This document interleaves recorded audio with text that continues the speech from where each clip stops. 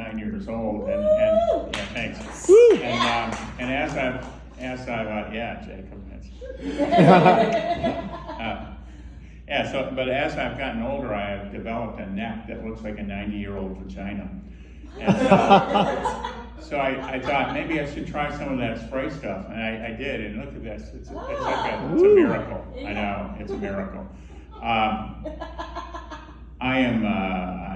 I'm stalling for time right now. I apologize. I had a whole set written for tonight. I was really proud of it. Most of it was about the Barbie movie, as it pertains to prostate health. And I got in here, I sat down, I saw one of the most stunningly beautiful women that I've ever seen in my life sitting here. It's you. Aww. And yeah, thanks for sitting up front. You are stunning. Back in my day, back in the hood, we would have called you a dish. And like I said, I've been around for a while. I actually started doing comedy with the USO back during the Civil War. and back in those days, if we would have seen a dish like you in an audience, we would have stopped the show, pointed out the girl, and we would have serenaded you. And we've kind of gotten away from that because we don't want to embarrass somebody. But right now, I am so consumed by your beauty that I can't think of anything else to do. So I'm inclined, if you guys are okay, I'm just going to serenade.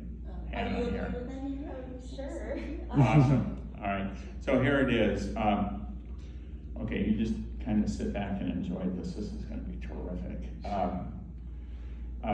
What's your favorite artist and song? Stop right there. Freeze.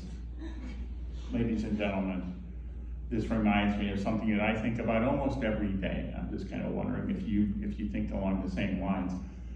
I sometimes wonder if I walked into a slaughterhouse and onto the stun room floor and I saw a cow get hit over the head with a mallet, what would its facial expression be? And its hands right there, kind of stunned, just sort of stunned. Yeah, it's a long ways to go for that one. Long ways to go for that one. That's when you're trying to add on minutes in your headlining and break that one out. But anyways, okay, so here we go. I'll serenade you. We met last night, and by the moon, I kissed those lips of yours. And by the dawn, I had these crusty sores. So, yeah, we met all right.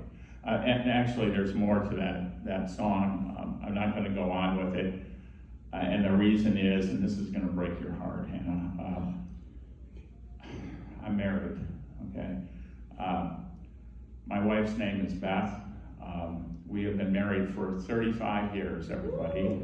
Thank you. So married for 35 years. Actually, we celebrated our anniversary last weekend, 35 years, and we celebrated my wife's 47th birthday that same day. So it was quite a time. Jesus Christ. Let's go back over the arithmetic, folks. All right, anyways. Yeah, I think we need more people in the audience to get that, but at any rate. Let me tell you something else about my wife. My wife is one of the strongest people you'd ever want to meet. A year ago, she lost all of her fingers in a bandsaw accident at work. Jesus.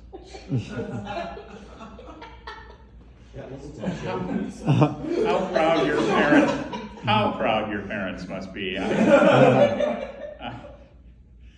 And as bad as that sounds, it was actually worse because she lost one finger, and then she reached in to grab that one.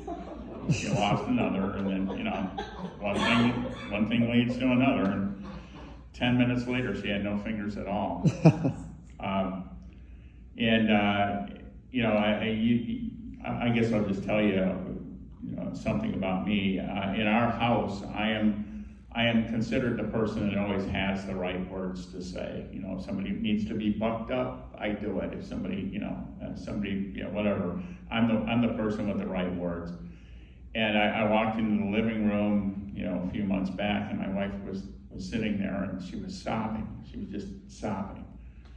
And I said to her, what's the problem? And she said, well, I lost all my fingers, and we don't get invited to parties anymore because I can't handle finger food, and I can't do rock, paper, scissors with the grandkids anymore because I'm always whatever the fuck that is, and it's terrible. And I don't know that I'm ever going to get that income back.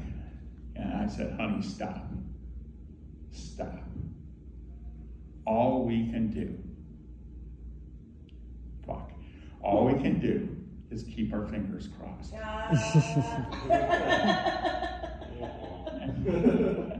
And those were not the right words. But anyways, she is at home right now with our 2 special needs grandchildren. The oldest one is Tyrone, he's 7, or Tiny Tim, we call him Tiny Tim. He's one of the biggest hearted kids you'd ever want to meet. Just the other day, he crawled up into my lap, and he looked me right in the eyes, and he said something to me that I will never, ever, ever forget. He said, oh, fuck.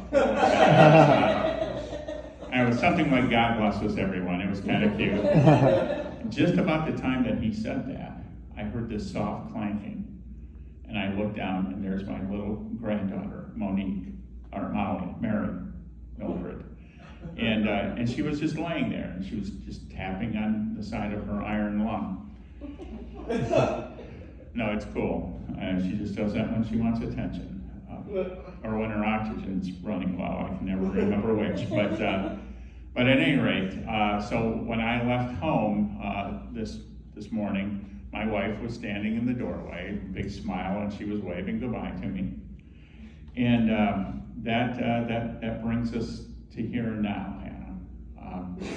And frankly, I guess I have to confess that I'm a little pissed off at you. You coming out of me this way. You don't know me. I mean, come on, really. I don't know if you woke up this morning and thought to yourself, hey, I think I'll try being a home wrecker. But whatever this shit is, Hannah, it really needs to stop. I love you guys. Have a great night. Howard! Thank you, Carl. Woo!